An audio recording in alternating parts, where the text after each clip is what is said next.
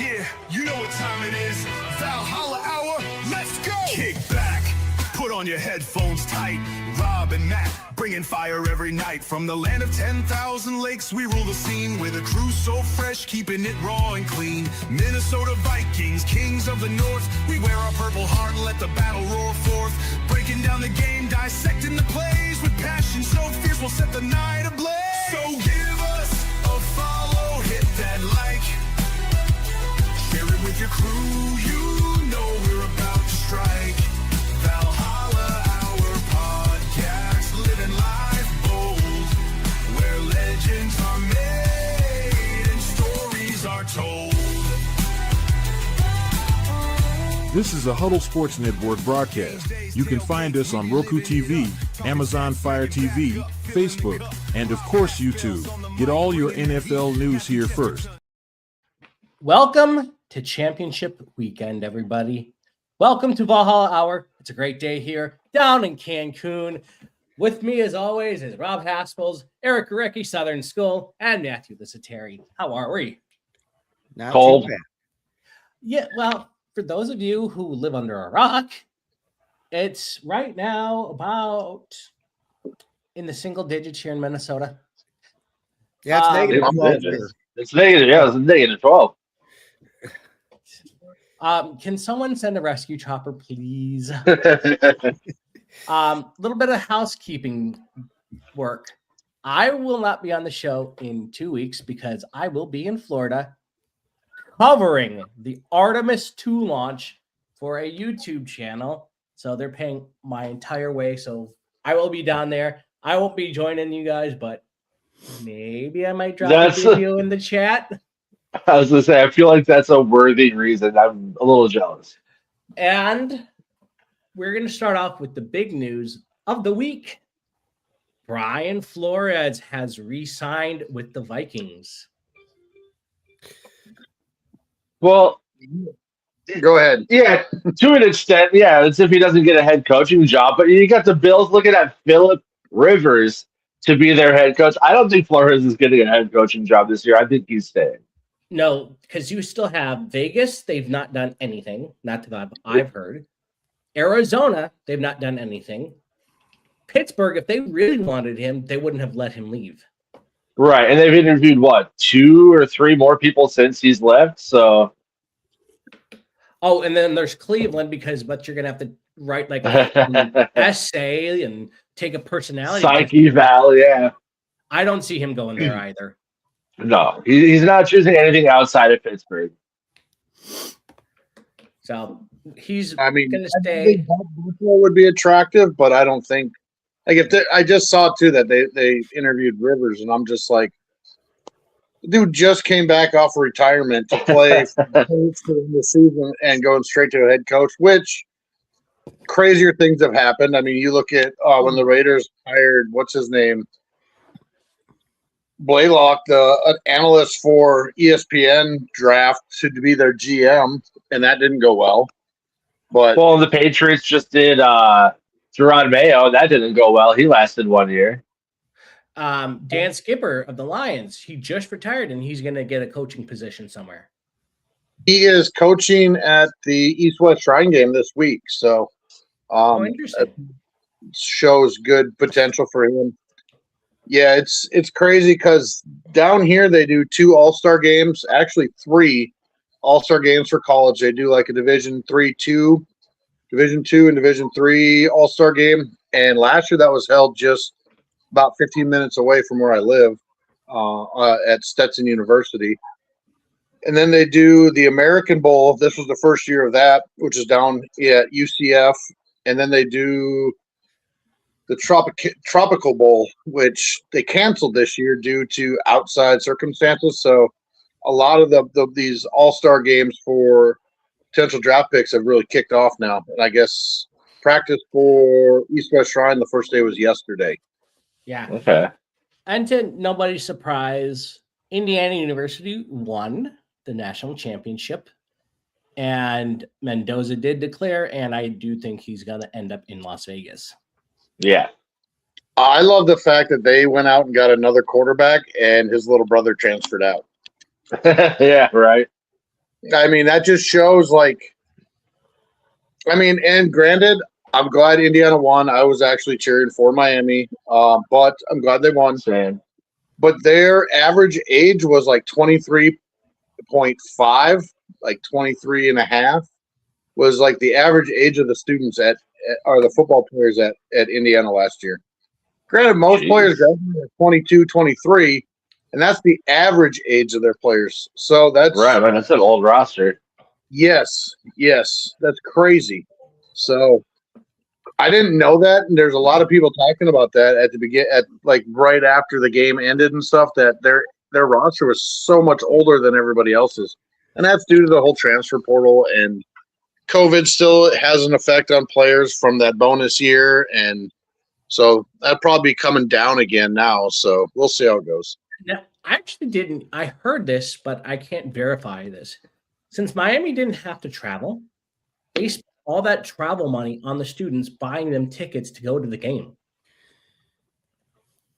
Well, I wonder what they do with that.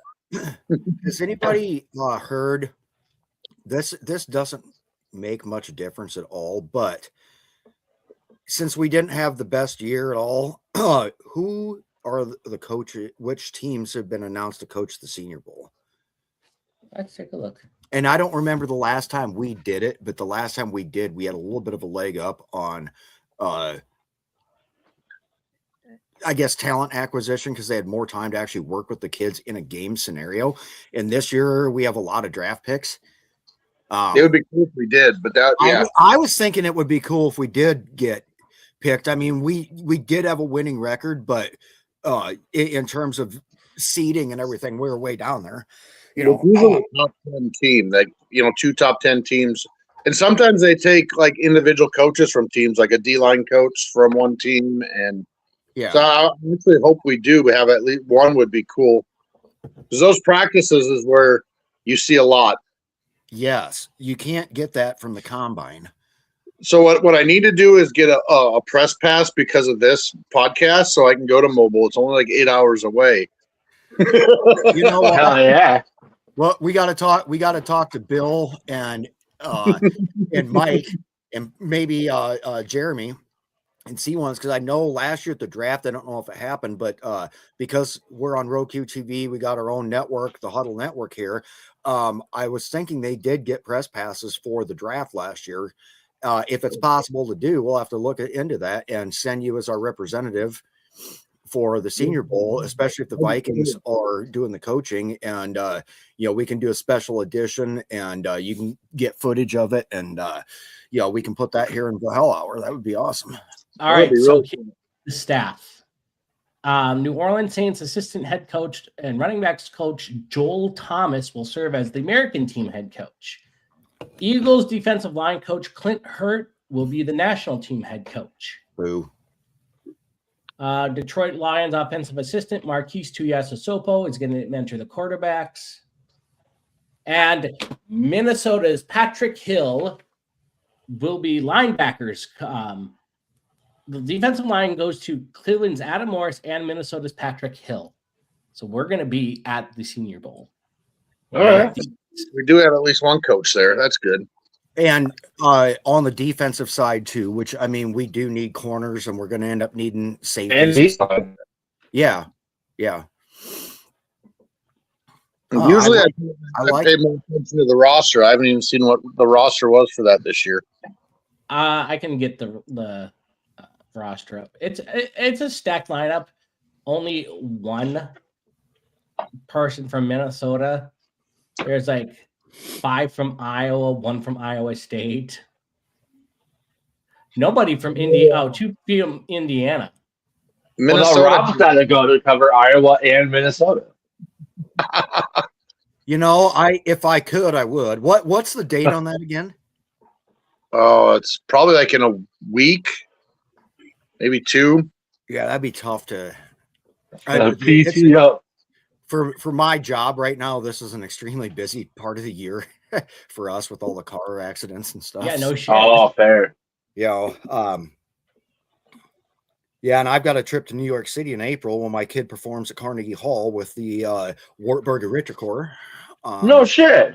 Yes, I'm busy planning that out right now. That's a huge honor. He ended up not being part of the. It's not the Cantorai. I think it's the regular Wartburg choir is actually going to Eisenach, Germany, and performing at Wartburg Castle there, which is their sister affiliation. And he's not on that, but he is part. The Ritter Corps is the male ensemble. And Dr. Lee Nelson actually heads that up himself, and he's the director of all music at Wartburg.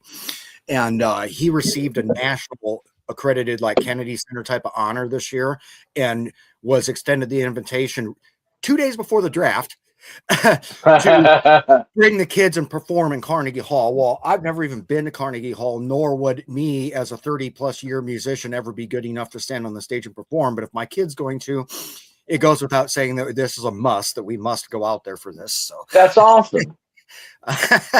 so Yeah. I'm busy planning that.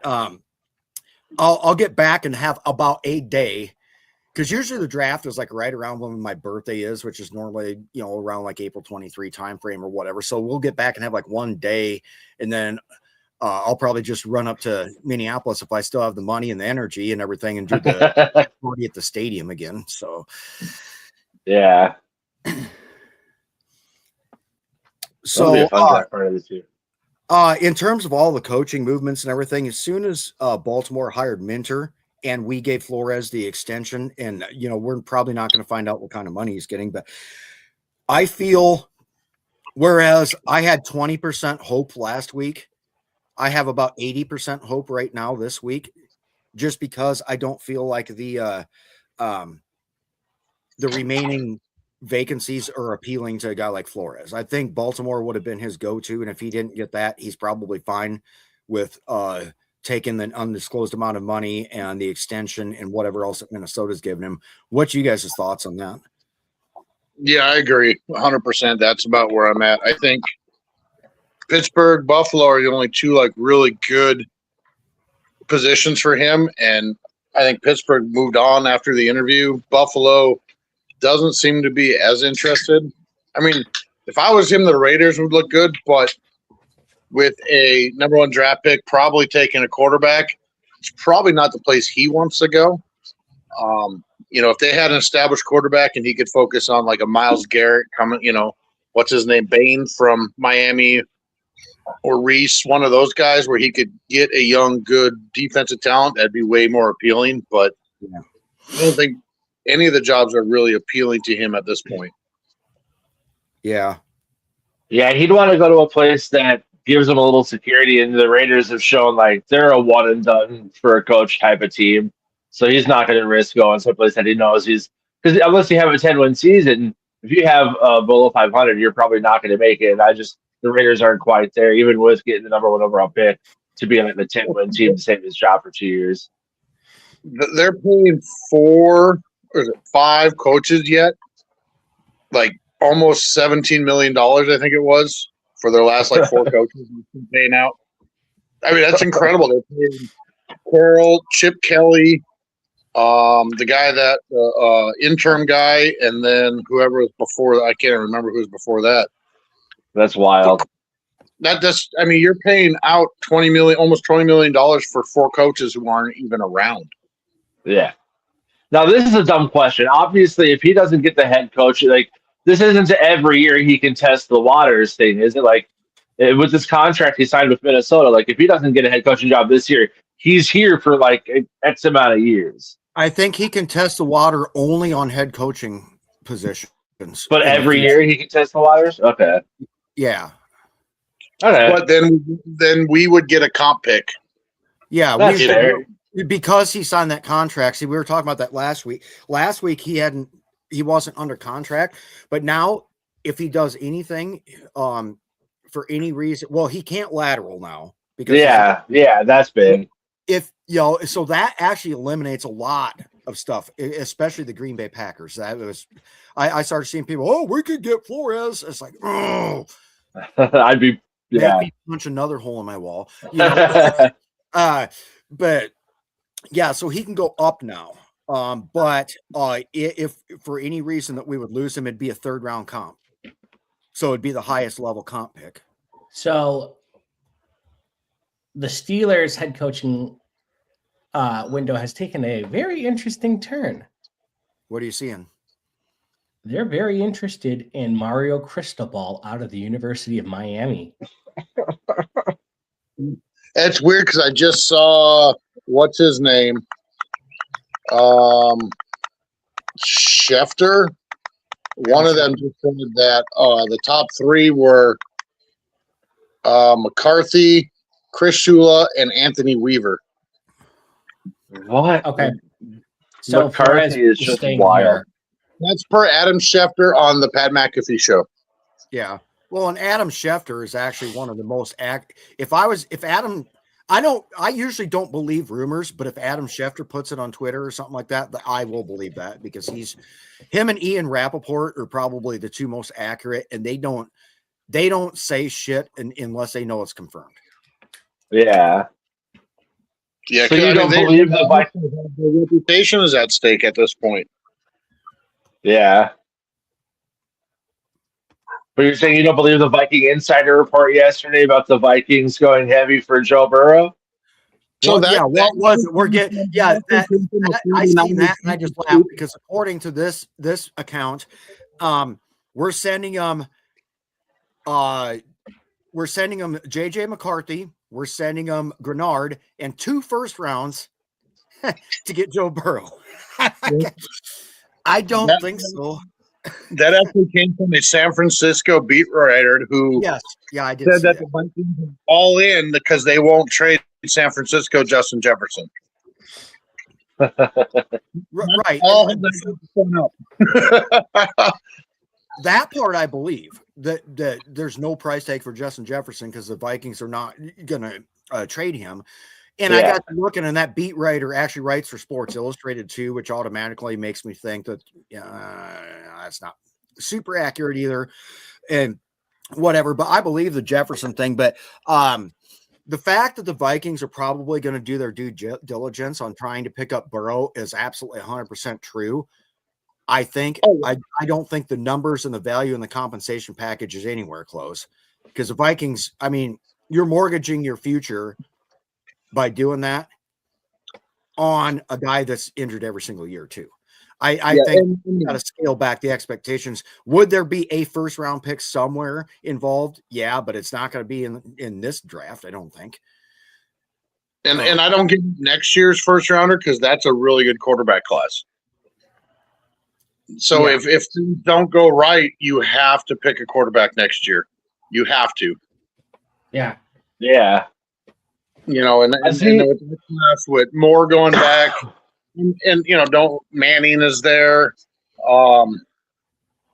There's another guy who went back too, but there's like 4 or 5 that are predicted in the first or second round next year for quarterbacks. So, and that all changes real quick too because it only takes one injury, like a Jake Browning who was a Heisman candidate and then hurt his elbow and went undrafted. And then you're talking Carson Beck who hurt his arm and then left Georgia partly for money, partly for injury and went to Miami, So things can happen real quick in that quarterback room or a quarterback draft, but they're looking, 10 quarterbacks possibly drafted next year, and 4 or 5 in the first round or 2.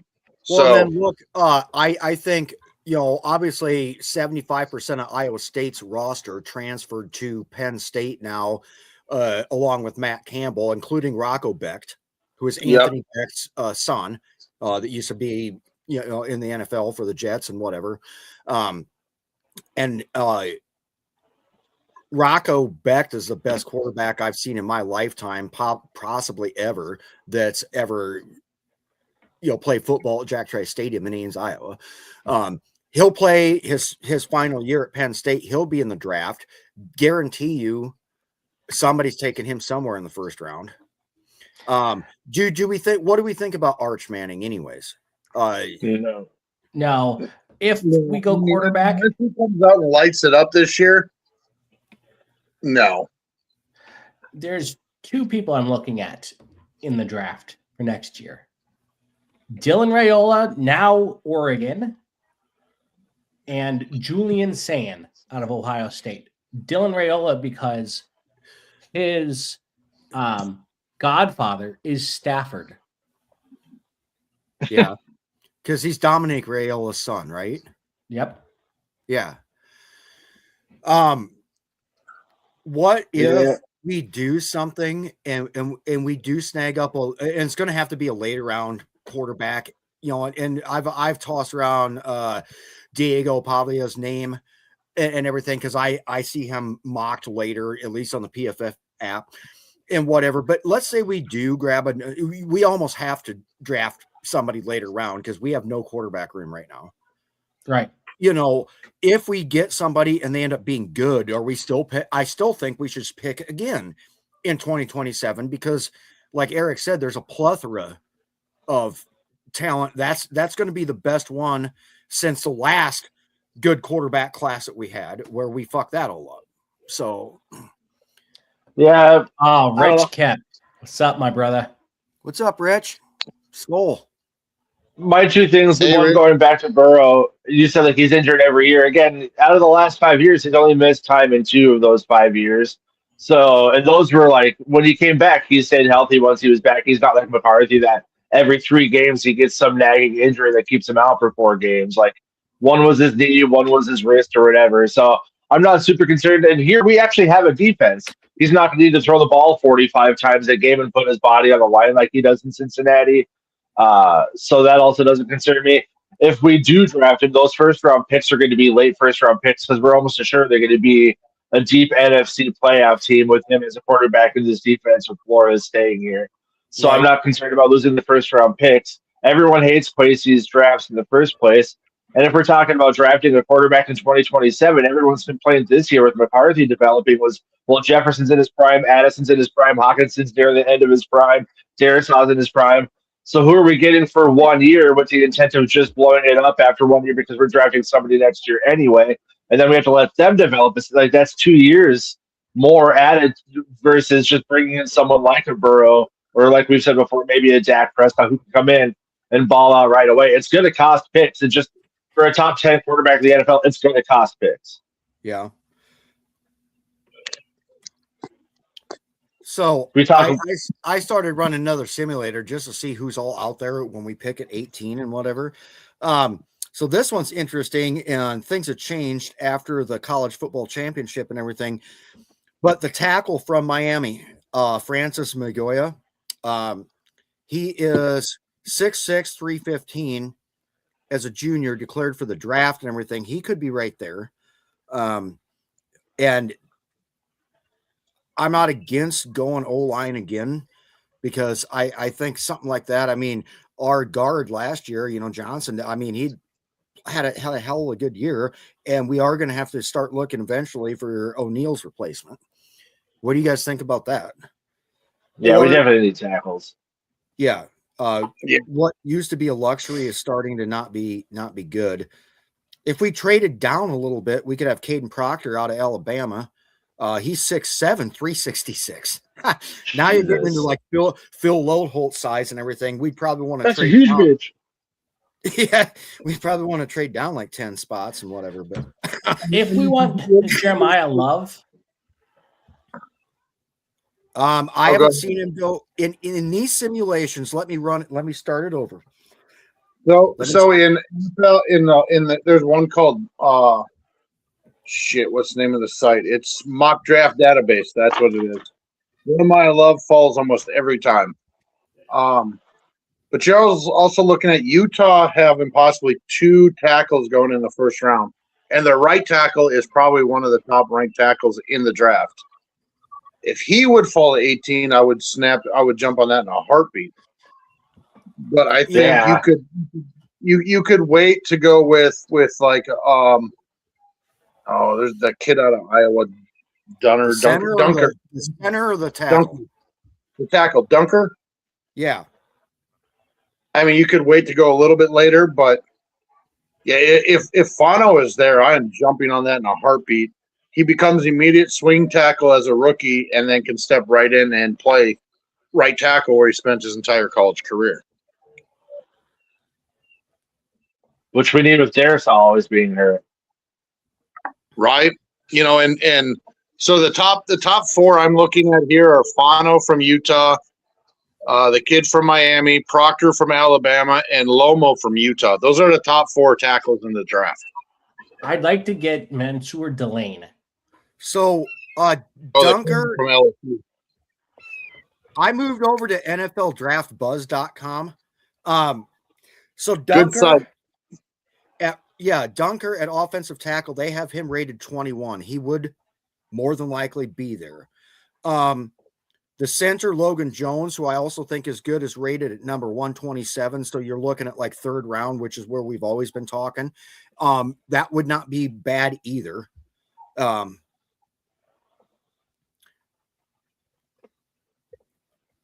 And then there's guys that are not rated. Like Tom Boo last week at center from Auburn, who was out all season with an injury, but played phenomenally well.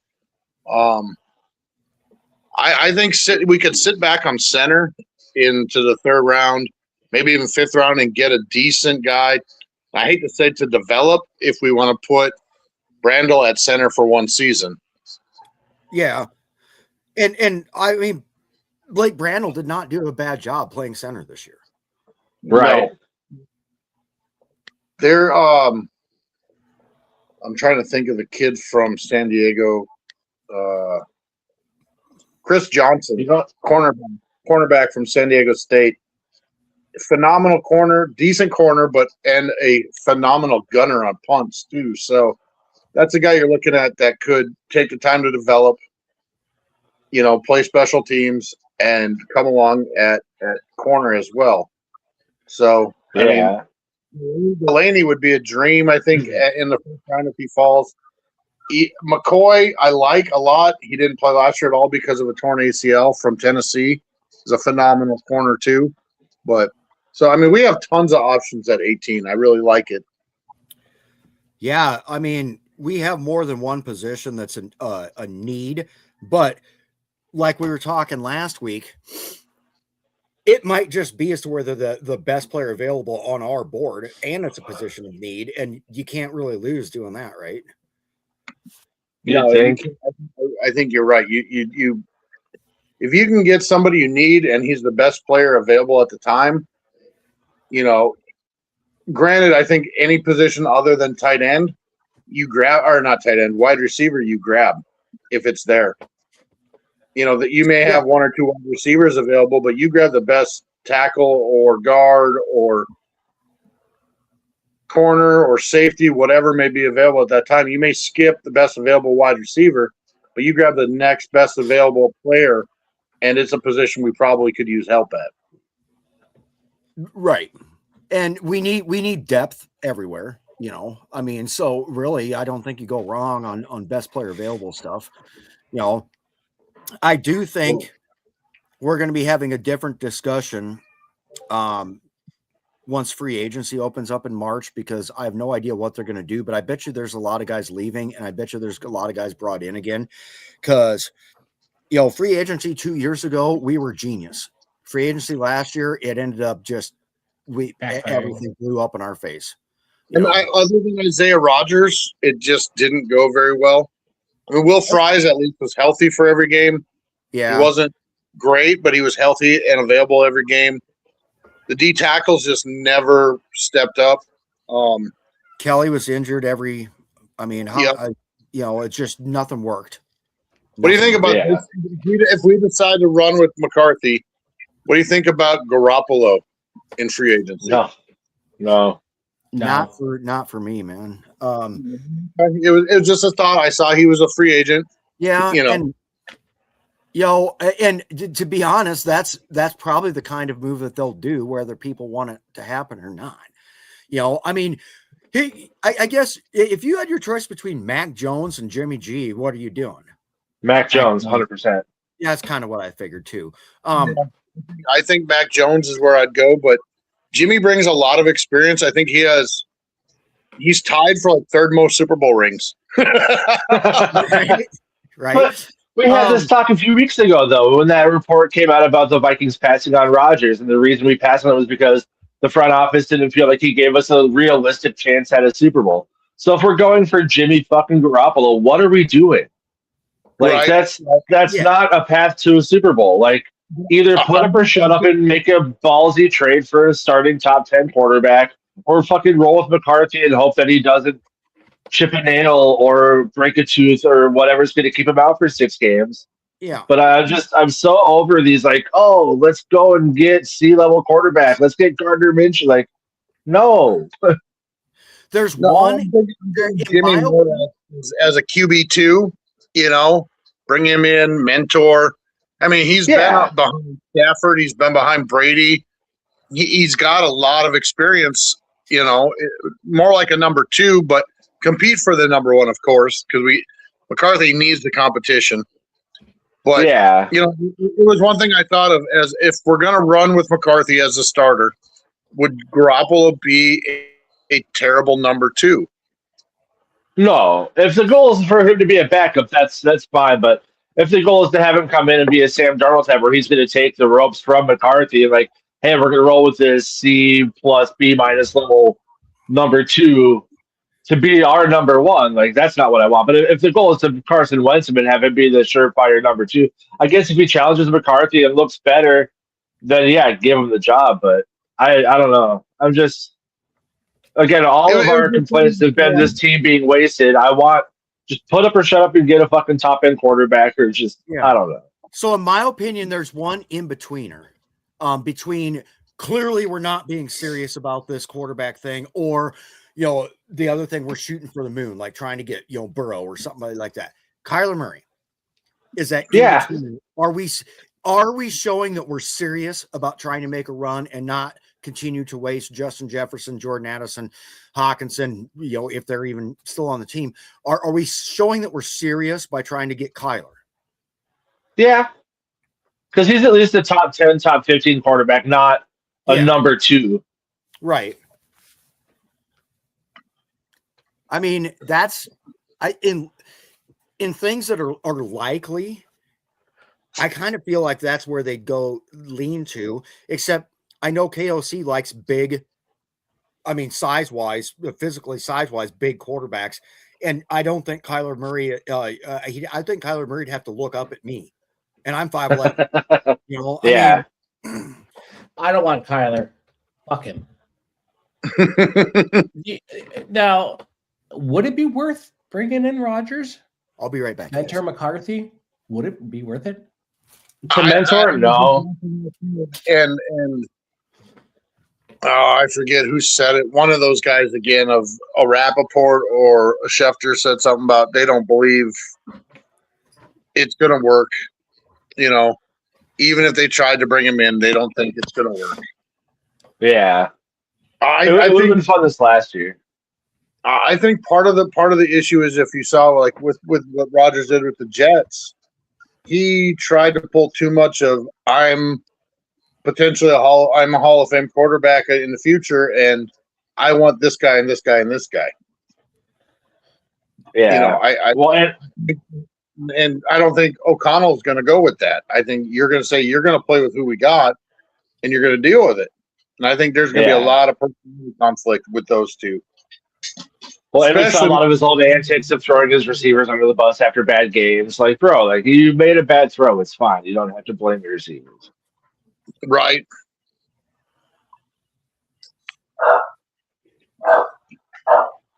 So yeah, Rod, and he did look his age this last year. It would have been fun this last year because it's like, fucking why not for 1 year? But then after seeing him in Pittsburgh, it's like, okay, well, he wasn't great on the Jets. He didn't look great last year. Like, again, it's just kind of like, for sure it's only going to be a 1 year. Oh, Steelers breaking news. Planning on hiring Mike McCarthy is the new head coach for the Steelers. Speaking of this, Mike McCarthy is the new head coach of the Pittsburgh Steelers. That's really unfair. Are you serious? Steelers. Let me see. That must have just hold on. Right? Breaking news live on the air.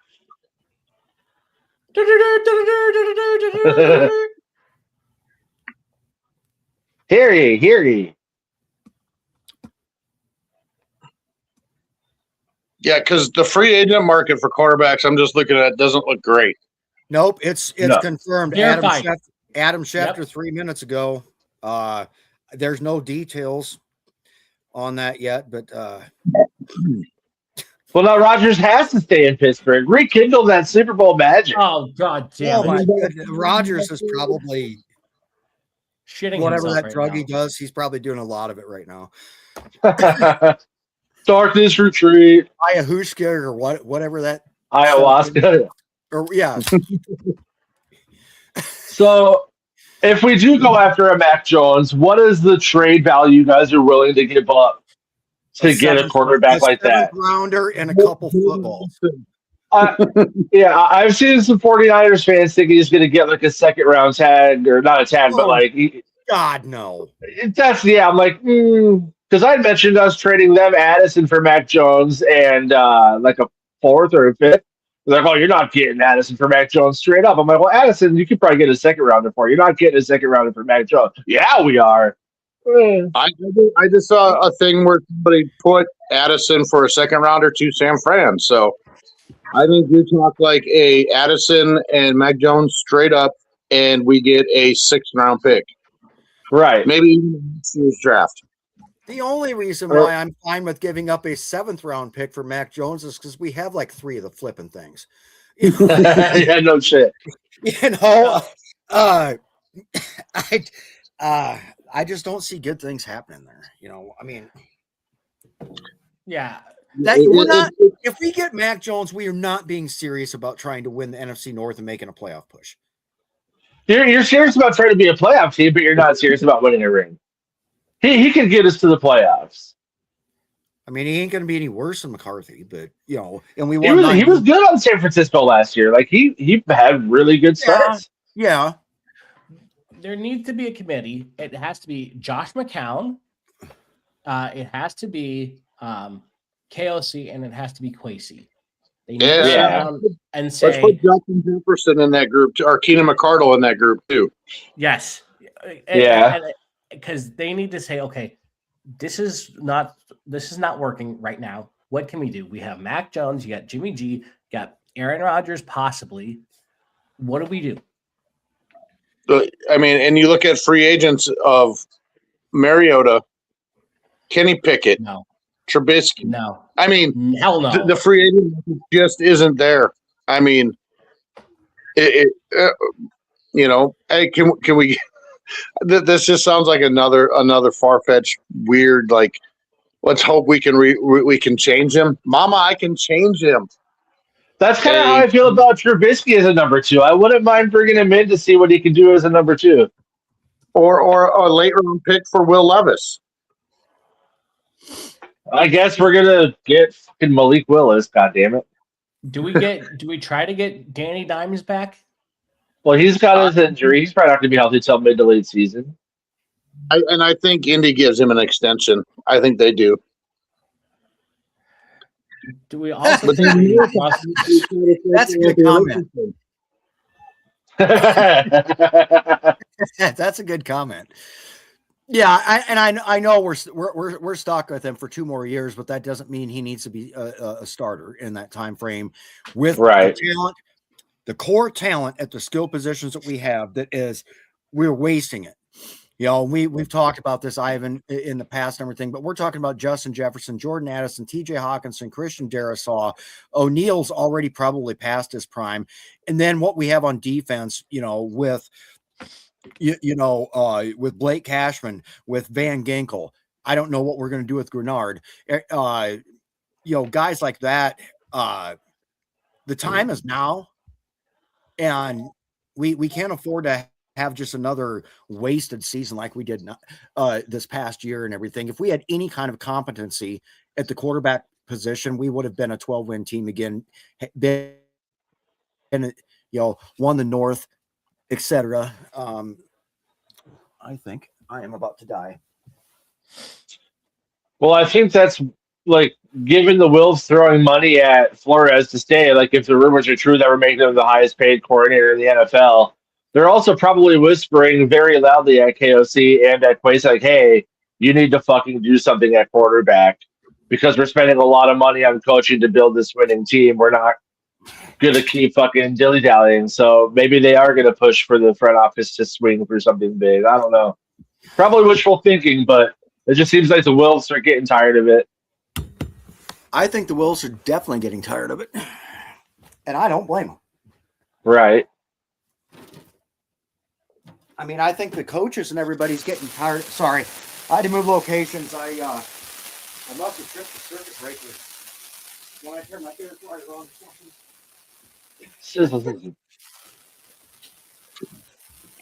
Yeah, I mean, KO seems Quincy know that they're playing for their jobs. Like, this is their last year if we don't make the playoffs. So, Right. Yeah, I mean, I think you're right. They definitely are feeling a little hot seated at this point if things don't go right. Quasi for sure. I think KLC has a lot of deflection, and it just depends on what kind of how much he can deflect on what his opinion and role is in the draft room. Like, did you guys see that story that came out this week with Kellen Mond, where he did kind of the tell-all with the Zimmer Spielman thing, and then Kyle Sloter jumped in and alibied that shit on Twitter, and there's a big old thread going. I don't know if you guys see it. Let me find that real quick because it's not hard to find. Jordan Addison's not going to be a wide receiver one. Yeah, we're not trading Jefferson to Buffalo. No. Unless it's getting us John or Josh Allen.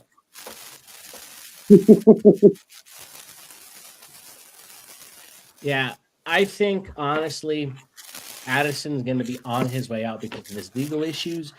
I don't know if he's still facing the 6th game after his charges got dropped. I don't know. We will trade Addison to Buffalo for James Cook and a 6th year. And some buffalo wings. Yes. I didn't realize this was a thing, but the UFL had their draft.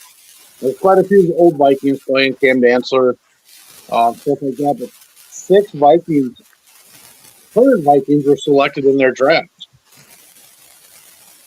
Yeah. So yeah, I saw Seaton got picked up. Gabe Murphy, Bo Richter, Tamani, and Dwight McLaughlin were all picked up. Were all drafted by UFL in case they get cut from the Vikings.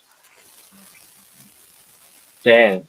Right. I don't know how that works. That they were all 6. McLaughlin and Murphy were both second round picks. Everybody else was later, but I don't know how that works. I've never seen it before. I think the players can approve or decline playing. Does that mean their contract with the Vikings is void, or they come back to the Vikings after that season in UFL? That's something I got to look into. That's a good question. I think it voids it. If it didn't, I would suggest they go play. But then they play what is it, 10 weeks for the UFL, and then they come back and get 2 months off before training camp starts? Yeah. I know they used to do it in the World League when they played in Europe. They would have a little emblem on the back of their helmet of what team they belong to in the NFL. I think each team could designate 3 players to go play in the World League. That'd be cool. I think what we need to start doing is the UFL needs to be like a development league for those who weren't picked in the 2025 draft. They can get some reps in, show that they can compete on a professional level, and then enter a later draft. Yeah. I think that's kind of what they've been trying to do, but and it really it works out for a couple players here and there, but they should allow, I think, each team to send 2 players from their practice squad to go down and right. I think that would be beneficial to both to work out, because when the Apollos from the Alliance of American Football was down here. The quarterback for the Apollos, and I just forgot it, Gilbert. Something Gilbert. He played for the Cowboys for like 3 seasons after. The Ernest Johnson, the running back, is still in the NFL. He played for Cleveland for like 6 years. Charles Johnson came here after playing for the Vikings. So you had some back and forth going on with that, and that league only lasted 6 weeks. The UFL has been at least established. Right.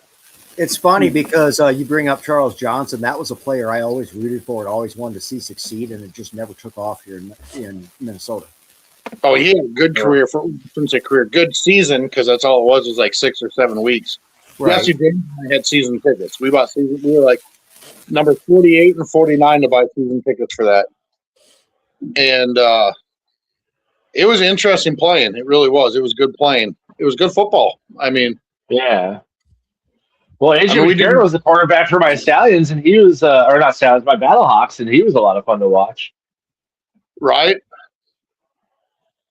Boy, Gilbert. God, I wish I could remember his name, but he actually started against us, against the Vikings one season. A couple seasons after the AAF failed, he played against the Vikings as a Cowboy.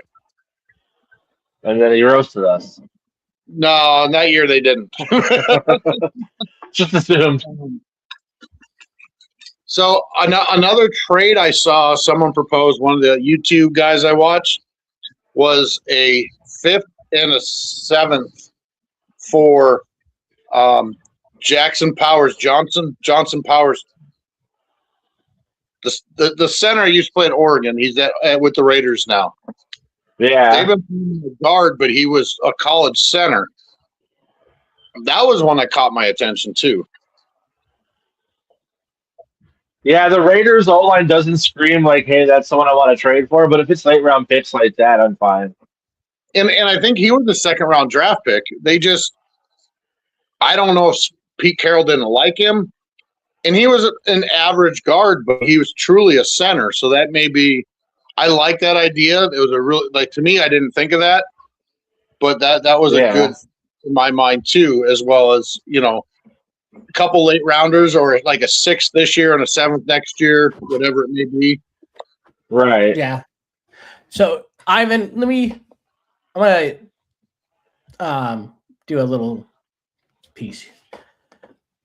When you expand something to like 20 rounds, the NBA had something ridiculous like this a long time ago. One thing that happened, and I shit you not on this, you can look it up. The teams were getting desperate for players that they were starting to, pick a chair, a pregnant lady, shit like that. When their draft. Yeah. So We'll when I first started following the draft, it was 2 days. It was Saturday and Sunday, and it was 12 rounds. That's one of my, why the Broncos are always my second favorite team. They're always like, I'll cheer for the Broncos. It's Carl Mecklenburg. He was like a 11th or 12th round draft pick by the Broncos, and he played 8 defense positions for them. He was a Pro Bowler. He played defensive tackle, defensive end, linebacker, strong safety, like every position on the D line, all the linebackers, and strong safety. He played for them, I think. Damn. He was like an 11th or 12th round pick out of the University of Minnesota, and I was like, I like that fact that he made it. And now he's a big time motivational speaker, does a lot for the Broncos, kind of like what John Randall does for us. He still lives in Colorado. But, going from 12 to 7 was a big jump for the NFL. It was a big deal. Yeah, that's cool. That's half the amount of picks damn near. And now it's set it to 3 days. And I love it, man. The first round of the draft, I speak for all of us, it's legit my Christmas. I get so damn giddy that entire month leading up to that first round. Repeat annual watch of Draft Day, which is a terrible movie, but it's made good just because of the excitement. Well, yeah, my wife hates this time of year because the draft party, I spent hundreds of dollars. And I come back with a pretty big credit card bill from the garage sale stuff. Rob knows one of the pieces I got from a few years ago. You know, I'm definitely proud. If I don't waste all my money in New York, I'm definitely gonna back the truck up for that garage sale this year too, because I bet we have a lot of good stuff. I need to come up one year for that. So, Well, I I'll do see you. a party down here at our bar every year. And I think last year I had like 50 or 60 people show up from like 5 or 6 different teams. Not this past year, year before I had a big. This last year I didn't have a big crowd. Yeah, it was when we took McCarthy that year. So yeah, it was 2 years ago. I had a really big crowd show up. Yeah, I got to go to the draft party this year. I think the last draft party I went to was the year we took Treadwell. Ugh. Oh damn! We were all so excited. I think I'm going to make every effort in the world to get to Tampa Bay this year for that one. How far is that? I'm going to New England. So the one thing about they don't do group tickets, so that's hard to get. Really? Yeah, we tried 4 years. Well, whenever we played New England last time, we tried to get group tickets, and they don't do group tickets in New England. But they were also in the prime of their Super Bowl runs. Brady was doing well, so they may have changed it by now. But I know what last time we tried, and they didn't do group tickets. That sucked.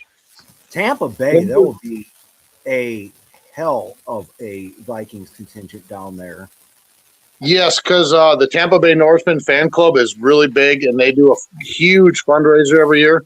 They always raise between like 5,000 and 7,000 for Toys for Tots. They real big fundraiser for that. We always team up with What the Buck, Tampa Bay's biggest fan club and everything. It'll be I really want to try to plan to go to that if I can. Fingers crossed it's later in the season so you can get out of this freaking wintry hellhole for a few days. Well, that's what I was just telling my wife too. I said the best case scenario is that game is in December, and right. we can have a weekend of not freezing our ass off up here anymore. So. Yeah. Good. Yeah. What do you guys? Speaking of like what we're going to do with the backfield and everything, Metellus really had a rough year. I mean, nothing went right there. If Harrison Smith retires and we got to move some things around, and Metellus is just a safety, he's not a switch hitter playing 6 different defensive positions, do you think he could hold up? Maybe. I think so. I honestly, Smith played way better after Metellus got hurt, and he got to be the real Harrison Smith again. And so that made a big difference for me, is seeing that he could step right back into his old role. Yeah.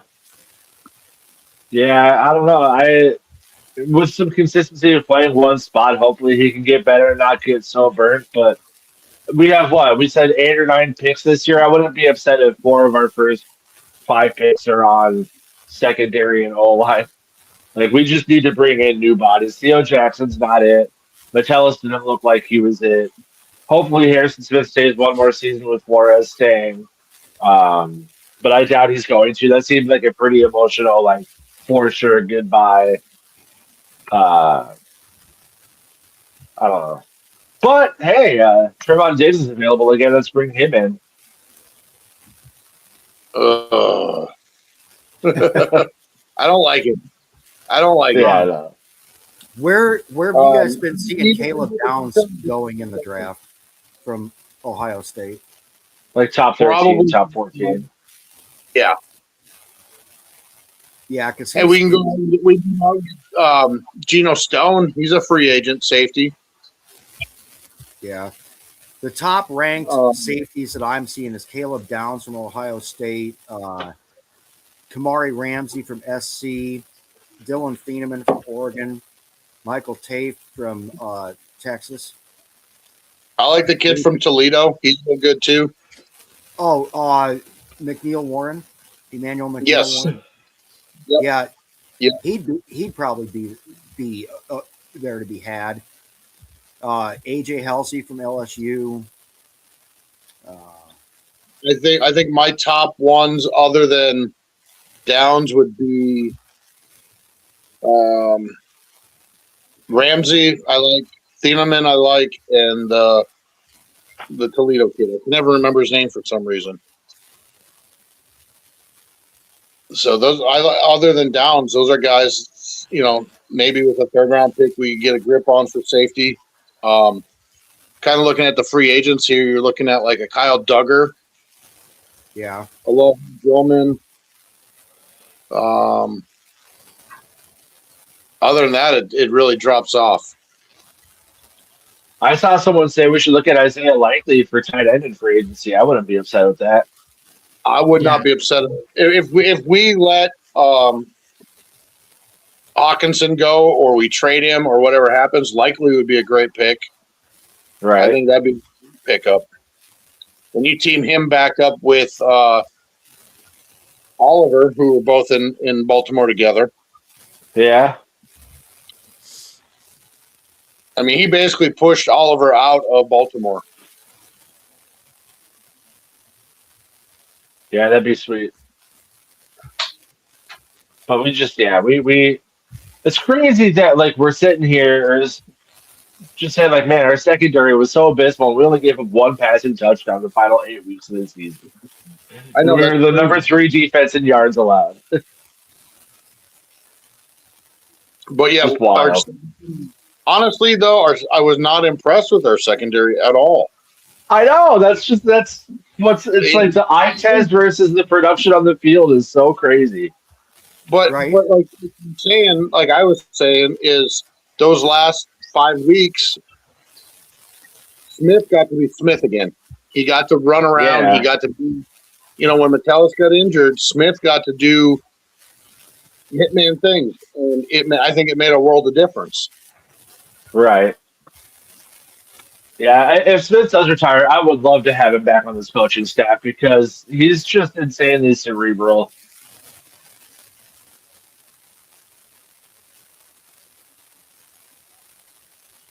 Well, I saw a thing, speaking of cerebral, I saw a thing where the D tackle from Seattle, he's like, we need a sack. And their rookie offensive lineman, Zay Grable, was like, oh, why don't you do this? Because that center keeps sliding in over you. Why don't you just go to the B gap? And he got that huge sack on Stafford right after he said that. He's like, holy Cool. shit. Like the offensive lineman told him how to get a sack. Like that is something outside the box. Guys, we got about 30 seconds left. This will be an interesting week. Hopefully we're back here and Flores is still our defensive coordinator. Yeah, Right. Matthew, stay on after this. I have something to talk to you about. Okay. Yeah. Thanks everybody for watching. We had a good audience, great comments today and everything. We'll be back next Saturday at noon. Same time, same channel. Skol. Skol, everybody. Thanks for watching.